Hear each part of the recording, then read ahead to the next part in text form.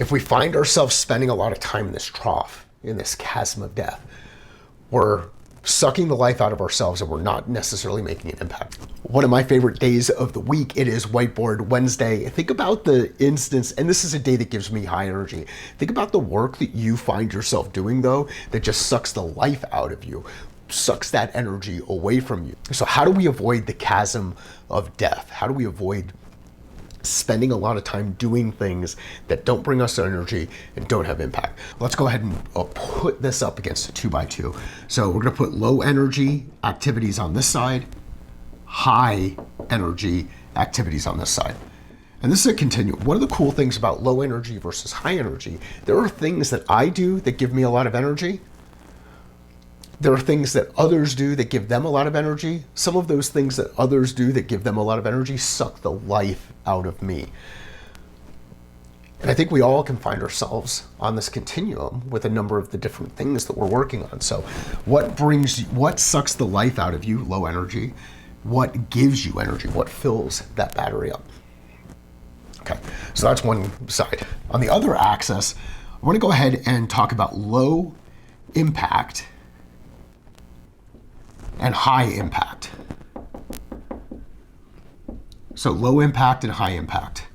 We can also start thinking about the work that we're doing that has very little impact on things. It doesn't actually move the needle versus those things that have high impact. They move the needle. They get us closer to those North Star, those ultimate objectives. You know, for me and working with revenue teams, this is about pipeline that we're creating and then pipeline that we're developing. Two really key metrics. We're either building pipeline, number one, very important thing to do, or we're developing pipeline as folks who are in revenue related roles. Pipeline creation, pipeline development, two key metrics. So anything that we're doing around pipeline creation or pipeline development is high impact. Things that we're doing that are not related to that in that specific type of role are going to be low impact. So we want to go through and we look at the work that we're doing, low energy versus high energy, low impact versus high impact. Okay, once we plot that work out, now the next thing that we need to do, start thinking this in the context of a wavelength. So if we create a wave, and some of you have seen this before, related to kind of like flow state and staying in this flow state as we're working toward getting better at skills. So we've got this wavelength that we're working through. For me, I would say these are high energy, low impact things on this side. Those would be high energy, high impact on this side. Those two areas that I want to be in. High energy, low impact, because it brings me a lot of joy, but it may not necessarily have the kind of impact that could happen inside an organization. So high impact, low energy, or high energy, low impact, high energy, high impact. Probably want to reduce these things, not spend a lot of time here, spend more time over here because of the value there.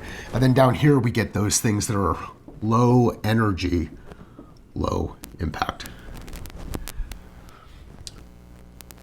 If we find ourselves spending a lot of time in this trough, in this chasm of death, we're sucking the life out of ourselves and we're not necessarily making an impact on others. The first thing we need to know is we need to know what those things are. So that was where that 2x2 comes in.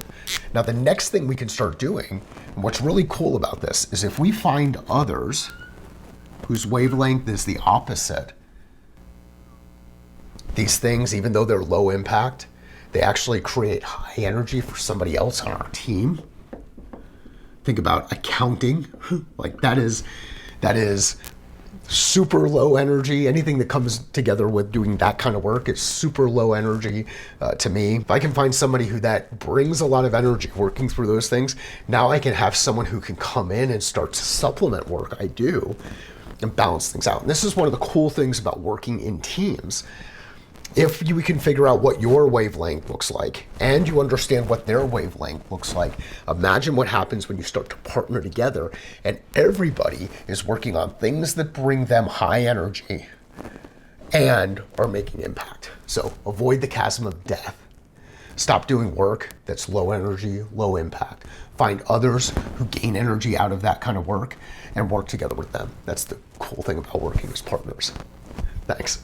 If you enjoyed this video, check out some of the other Whiteboard Wednesday videos that I've got out there. If you missed yesterday, Tactical Tuesday, Murphy actually made an appearance, posted that pretty late. Thank you.